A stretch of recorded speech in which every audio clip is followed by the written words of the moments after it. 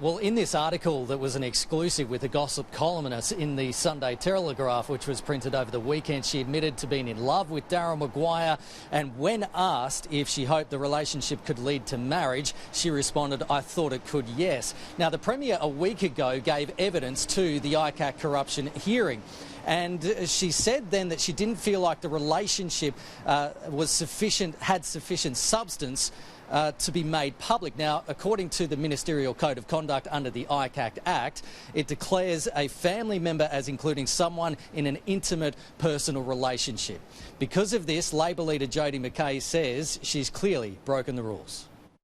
I have to say I was shocked when I saw the front page of the Daily Telegraph this morning, where the Premier, who said that this is a deeply personal issue, has in fact done an interview with a gossip columnist, and of course it's all over the front page of the paper, and in that it's obviously a very significant relationship.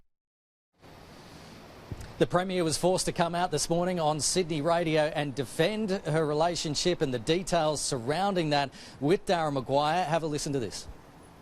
It wasn't a normal relationship, Ben. He wasn't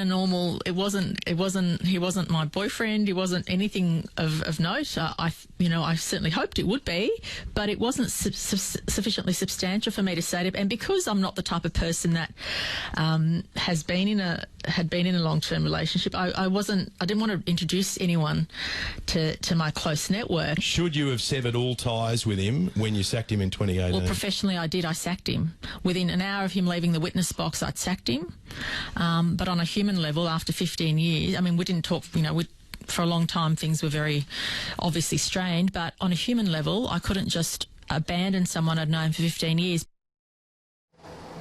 This is a Premier that's quite popular within the community. She's got a lot of credit behind her because of her dealings with the pandemic. So the opposition knows that they're going to have to be tactical in the pressure that they put on the Premier when Parliament sits again this week from Tuesday to Thursday. But Laura, we can expect the opposition to continue to hammer the Premier in question time tomorrow over this relationship with Daryl Maguire and the circumstances surrounding that, and on the evidence that came from the corruption hearing last week.